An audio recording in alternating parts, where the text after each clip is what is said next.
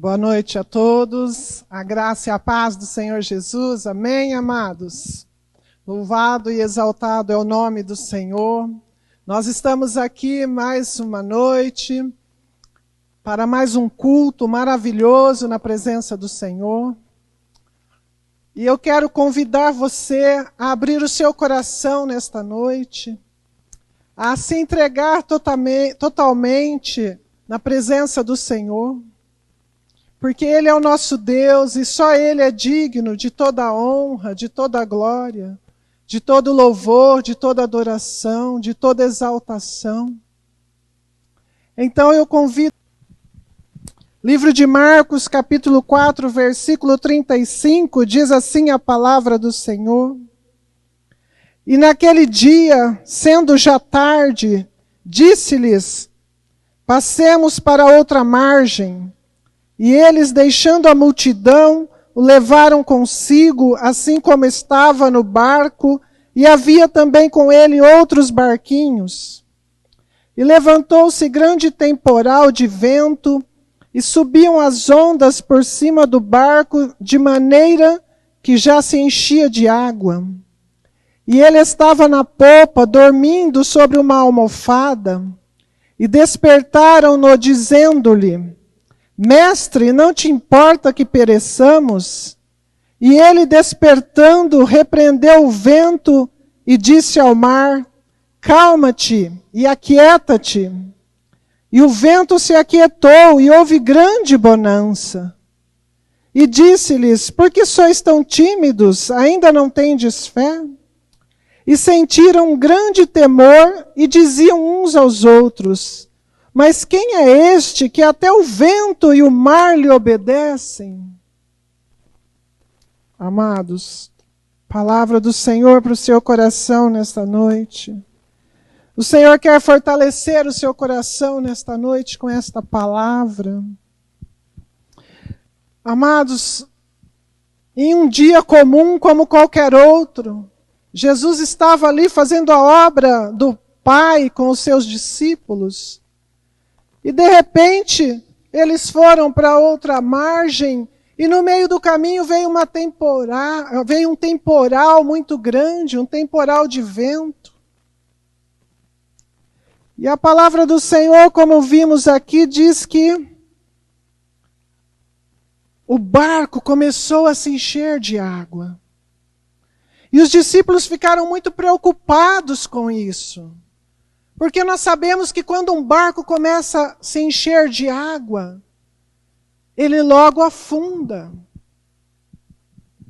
E eles então foram despertar Jesus e disseram para Jesus, Mestre, não se importa que pereçamos. Mas Jesus então, ali despertando, ele repreendeu o mar, ele repreendeu o vento. E a palavra do Senhor disse que ele simplesmente disse, cala-te, aquieta-te. E o vento se aquietou. Eu quero dizer para você que assim também nós estávamos alguns meses atrás. A nossa vida estava tudo normal, estava tudo certinho. De repente veio esse temporal que está abalando a todos. Esse temporal que atingiu todas as nações. Nós nos preocupamos, sim. Porque nós somos homens, assim como os discípulos se preocuparam, nós também nos preocupamos. Ainda que a nossa fé está fundamentada na pessoa certa, que é o Senhor Jesus.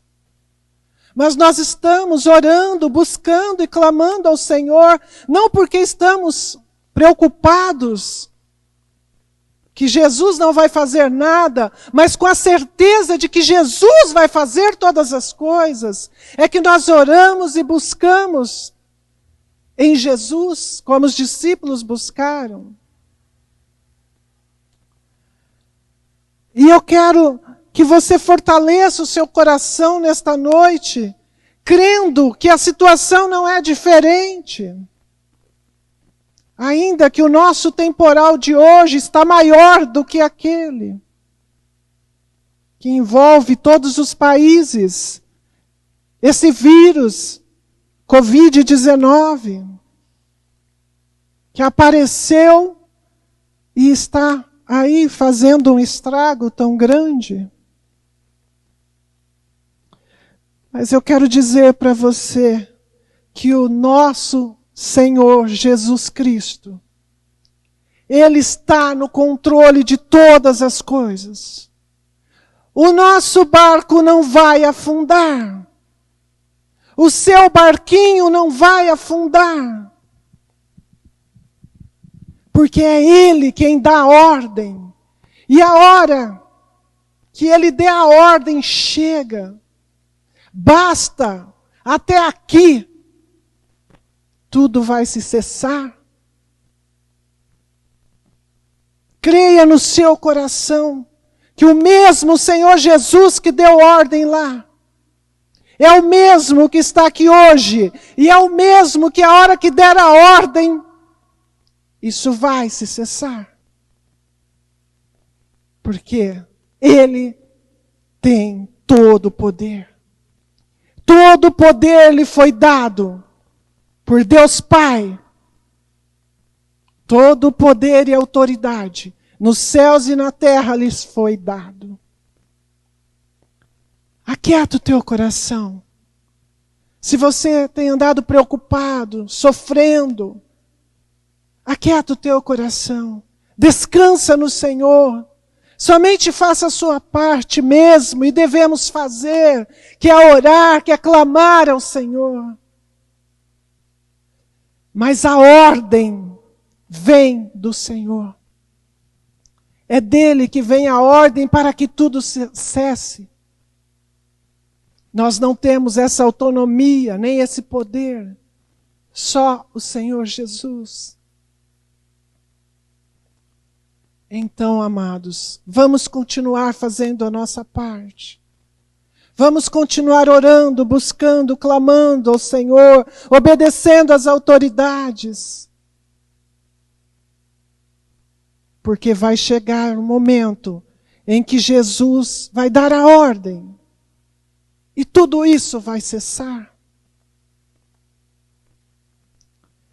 E eu quero que você console o seu coração e conforte o seu coração nesta noite. Porque a palavra do Senhor também diz que, depois que passou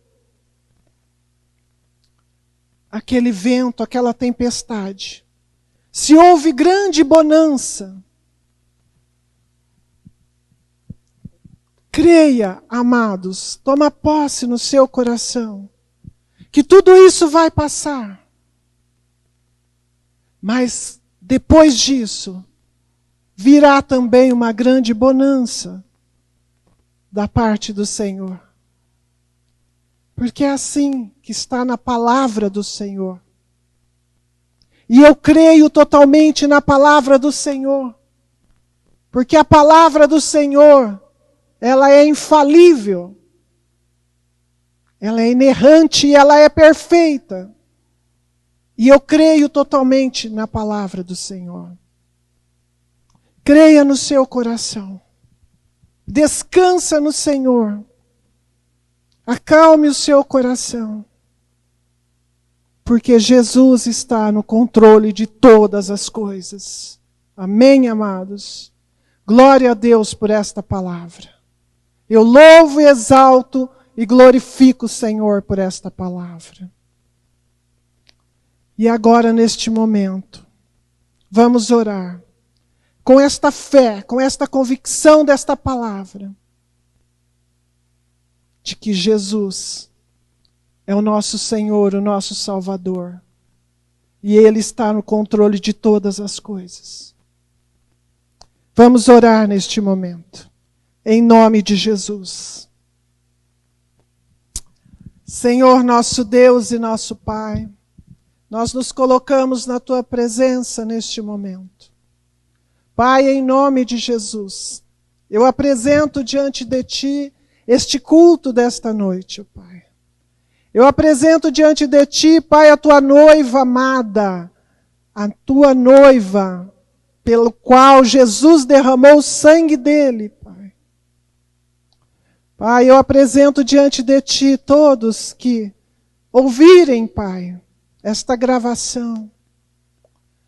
Pai, eu apresento diante de Ti, ó Pai, tudo isso que está acontecendo, Pai. Eu apresento diante de Ti, ó Pai, todos os países da face da terra.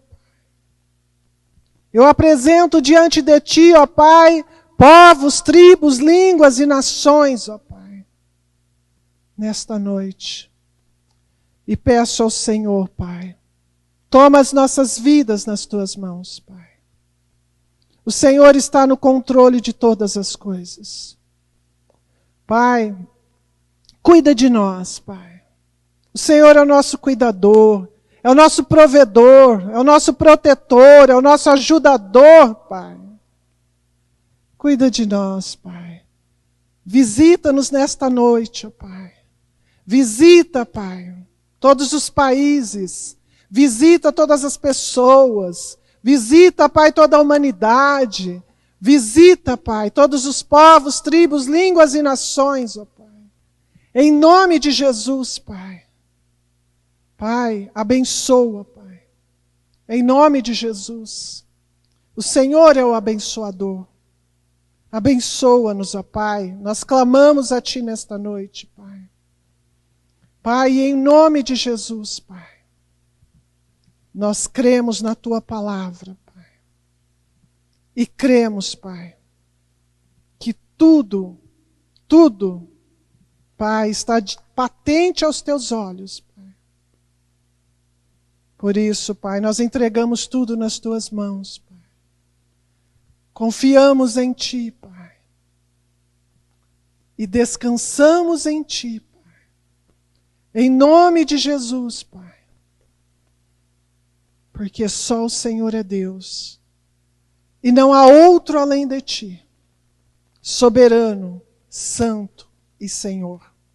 Só o Senhor é Deus, Pai. Louvado e exaltado é o Teu nome, Pai. Abençoa-nos, Pai, nesta noite. É o que eu oro, é o que eu Te peço e já Te agradeço, Pai. Em nome do Pai, do Filho e do Espírito Santo de Deus, para a glória do Teu nome, Pai, e para a glória do nome do Filho, e para a glória do nome do Espírito Santo de Deus. Amém.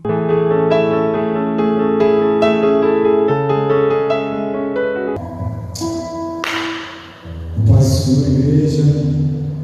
Nós estamos aqui reunidos com um pouquinho de distância. A gente está aqui reunido para adorar o Senhor, cultuar o Senhor, fazer o melhor para o Senhor de todas as formas, amém? Eu peço que o Senhor abençoe você, no seu lar, na sua casa, e que venha usar as nossas vidas e as tuas vidas com graça e misericórdia, amém? Aleluia.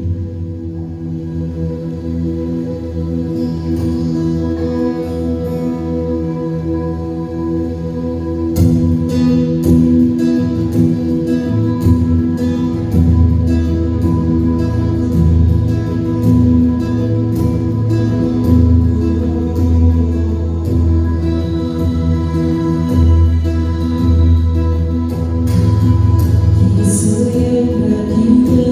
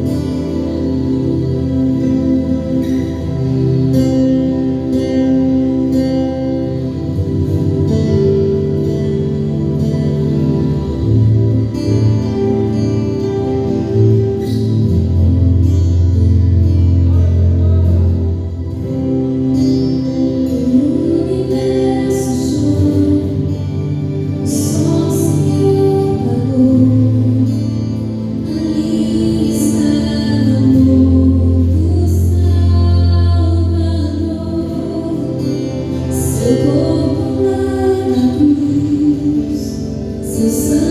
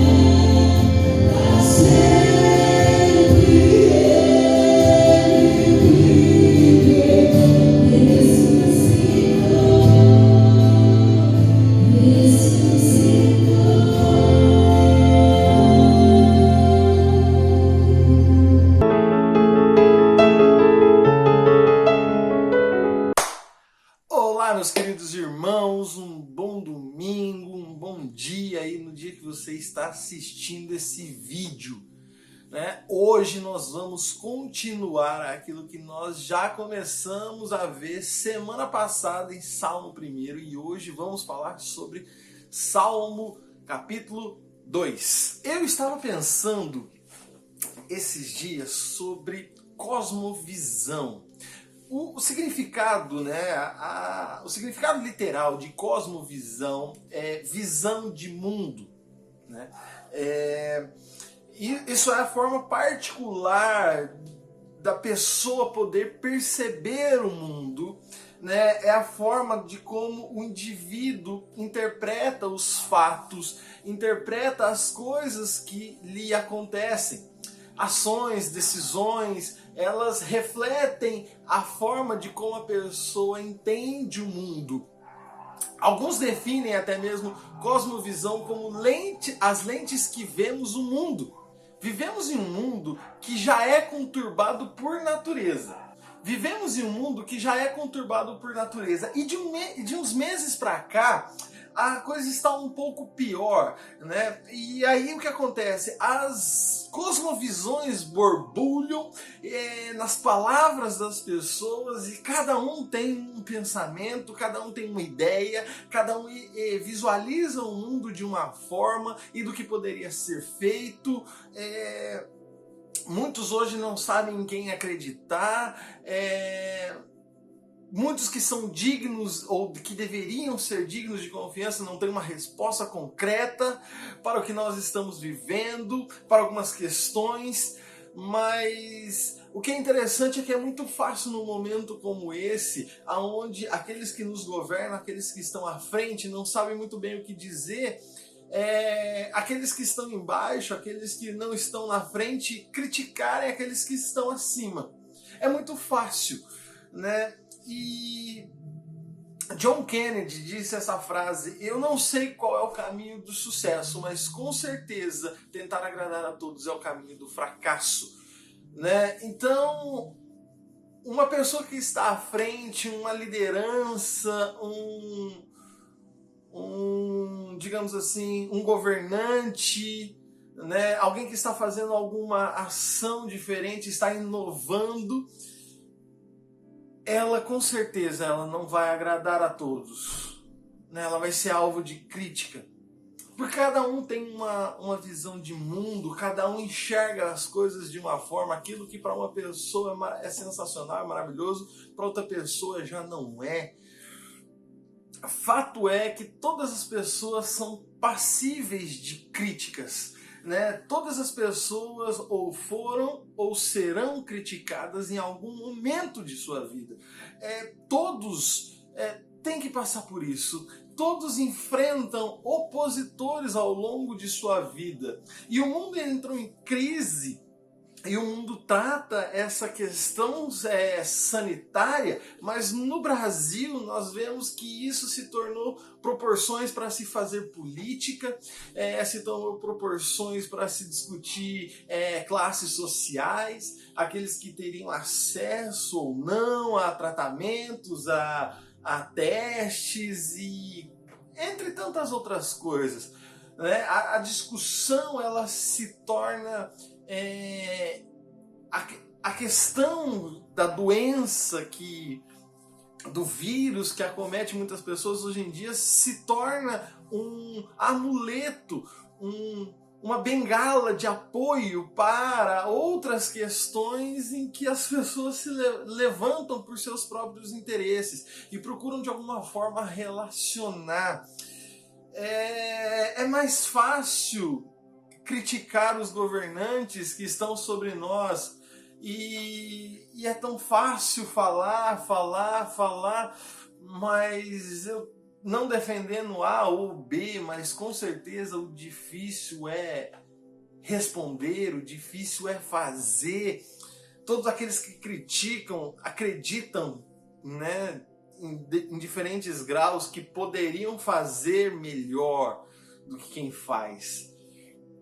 Então nós temos um problema que é inerente ao ser humano, que é a crítica, mas também a incapacidade de agradar a todos. E isso nunca será possível, pois cada um tem um interesse, cada um tem uma forma de ver o mundo, né? E ao ver o texto de Salmo 2, eu quero ler com você o versículo 1 a 3. Por que se amontinam as nações e os povos tramam em vão? Os reis da terra tomam posição e os governantes conspiram unidos contra o Senhor e contra o seu ungido e dizem: façamos em pedaços as suas correntes, lancemos de nós as suas algemas. O livro de Salmos, ele é uma escrita poética e por isso nós devemos tomar alguns cuidados a respeito da interpretação. E a primeira consideração a ser feita é que isso não pode ser algo literal. Embora muitos entendam que seja um salmo de Davi, ele também tem as suas implicações espirituais no reino de Deus. Ele aponta para Davi, mas ele aponta principalmente a Cristo, ao reino celestial, né? Ele aponta para o ungido de Deus. Ungido que no termo hebraico é Messias e no termo grego é Cristo. Cristo Messias significa ungido. Jesus é ungido de Deus. Então, da mesma forma que esse texto ele se reflete a Davi, ele também se reflete a Jesus.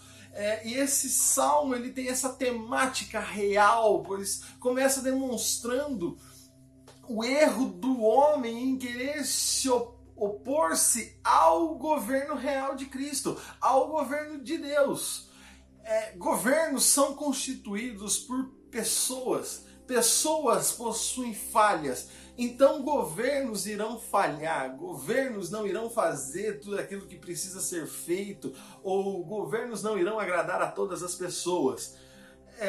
Mas o que acontece é que, por mais que possamos estar contentes ou descontentes com os nossos governantes, é preciso um governo cometer erros ou deixar muitas pessoas descontentes, e aí cai muito naquilo do interesse pessoal para que esse governo possa sofrer o impeachment. Mas o governo celestial, ele não pode sofrer impeachment. O governo de Deus, ele não pode sofrer o impeachment. Realmente Cristo não agradou a todos, mas isso não foi por impotência, mas pelo contrário, foi por causa do plano de Deus que era superior e proposital. O homem natural não consegue e nem pode se agradar da realidade espiritual de Cristo, pois para eles são tudo como loucura. Ou seja, para o homem natural, as coisas celestiais, as coisas espirituais do reino de Deus são como loucura. Muita gente usa essa frase que nem Cristo agradou a todos como um amuleto. Embora essa frase seja real, mas muitos usam como um amuleto para poder argumentar em favor de um fato de ser grosso ou de se justificar perante alguma pessoa. Mas fato é que Cristo ele não agradou a todos não por impotência, de não poder, mas pelo simples fato de que o seu propósito era outro. E por que Cristo precisava fazer isso? Por que Cristo precisava vir à Terra? Porque isso estava no plano de Deus. O propósito de Cristo era outro. Mas o que acontece? O texto nos mostra uma rebelião. Os reis tramando algo contra Deus. E o texto mesmo já diz que isso é em vão. Mas pensemos onde isso começou. Aonde começou essa rebelião? Essa rebelião começou lá no Jardim do Éden. Essa rebelião começou quando o homem quis ser igual a Deus, quando o homem quis se tornar como Deus. Agora a rebelião começa lá no Jardim do Éden com Adão e Eva, e que eles tinham o desejo de se tornar igual a Deus, induzidos, claro, por fatos alheios pela serpente, mas isso foi o início da rebelião do homem e naturalmente o homem se tornou inimigo de Deus e separado de sua presença para sempre. Então agora o ser humano, o homem, ele tem esse desejo de opor-se a Deus, de se rebelar-se contra Deus, a criatura tentando desafiar o Criador. E aquilo que era alheio ao ser humano agora passa a fazer parte, se torna parte do ser humano. E isso é passado de geração em geração para os seus filhos. Um vírus muito específico. Esse vírus ele não estava no ser humano, ele não existia no ser humano. A partir do momento que o homem é separado da presença de Deus, aquilo que era que o homem não tinha, ele passa a ter. E não somente passa a ter, mas como ele começa a passar para os seus filhos, e os filhos para os seus filhos, e os filhos dos filhos dos filhos, e todo aquele que é nascido de homem recebe isso. É um vírus chamado pecado. Pecado. Já vem embutido no DNA do ser humano. Desde Adão, o homem se tornou um marginal e vive à margem da presença de Deus, portanto, rebelado. Mas aí o que acontece é que existe uma reação divina. Existe uma reação divina. Versículo 4 a 6 diz assim: do seu trono nos céus, o Senhor põe-se a rir e caçoa deles. Em sua ira os repreende, em seu furor os aterroriza, dizendo: eu mesmo estabeleci o meu rei em Sião, no meu santo monte. O Deus Todo-Poderoso é aquele que controla o universo. A reação divina diante de uma rebelião é rir e caçoar, ou seja, literalmente zoar. Zoar. O ser humano, em sua limitação e incapacidade, procurar enfrentar aquele que o criou, aquele que exprime e realiza toda a sua vontade, uma criatura que desafia o seu Criador, na melhor das hipóteses, é uma insensatez sem tamanho. Em Romanos 11, 33 a 36 diz: ó profundidade da riqueza e da sabedoria, do conhecimento de Deus, quão insondáveis são os seus juízos e inescrutáveis os seus caminhos. Quem conheceu a mente do Senhor? Ou quem foi o seu conselheiro? Quem primeiro lhe deu para que ele o recompensasse? Pois dele, por ele, para ele são todas as coisas. A ele seja a glória para sempre. Amém. Então, o texto diz: profundidade da riqueza e da sabedoria do conhecimento de Deus. Quão insondáveis são os seus juízos, inescrutáveis os seus caminhos. Quem conheceu a mente do Senhor? Alguém pode se colocar em posição com Deus? Alguém pode entender a mente de Deus? Alguém pode examiná-lo de forma exaustiva? Alguém deu conselho? Geralmente quem dá conselho está numa posição superior. Alguém tem essa capacidade? Todas essas são perguntas retóricas e a resposta é sempre a mesma. É não. É não. Esse texto nos mostra a superioridade de Deus em relação à incapacidade do homem. E uma vez que Ele é o Criador e Todo-Poderoso, não há nada no universo que possa lhe apresentar desafio. Deus que é o mesmo Deus que é amor, é aquele que se ira contra os pecadores, contra aqueles que se rebelam. O mesmo Cristo que é o nosso advogado e intercede em nosso favor, é o mesmo Cristo que é o juiz e que julga todo aquele que se rebela contra Deus. O Cristo que se entrega por amor em favor dos filhos é o mesmo Cristo que condena os orgulhosos e inglórios que rejeitam as realidades divinas. O homem por si só não pode desafiar o Senhor, também não pode agradar ao Senhor. O homem natural é totalmente incapaz de oferecer algo que traga aceitação a Deus pelos seus próprios esforços. Cristo é o foco de toda a criação e tudo está direcionado a Ele. Em primeiro lugar, há uma rebelião divina, há uma rebelião humana e que só mostra a incapacidade do homem, mas há uma reação divina, pois pelo seu poder que não pode ser desafiado, não pode ser atingido, o homem se torna incapaz, o homem se torna marginal da presença de Deus, mas Deus ele continua poderoso, Deus ele continua o mesmo. A reação divina, aquele que procura rebelar-se contra ele, é rir e caçoar, é zombar. E o texto continua no versículo 7 a 9. Então o texto continua no versículo 7 a 9. Proclamarei o deserto. Então o texto continua no versículo 7 a 9. Proclamarei o decreto do Senhor. Ele me disse, tu és meu filho, eu hoje te gerei. Pede-me e te darei as nações como herança e os confins da terra como tua propriedade. Tu as quebrarás com vara de ferro e as despedaçarás como um vaso de barro. Cristo é a expressão corpórea do amor do Pai pelos seus filhos. Cristo veio ao mundo e pagou a nossa dívida e morreu em nosso favor para fazer aquilo que jamais poderíamos fazer. Agradar a Deus com nossas ações. Agradar a Deus com nossos méritos. Pela ação de Cristo, pelos méritos de Cristo, então nós somos aceitos como filhos de Deus. Cristo é o Filho eternamente gerado. Cristo é o primogênito e unigênito. Primogênito, pois ele é o primeiro, unigênito, porque ele é o único Filho de Deus.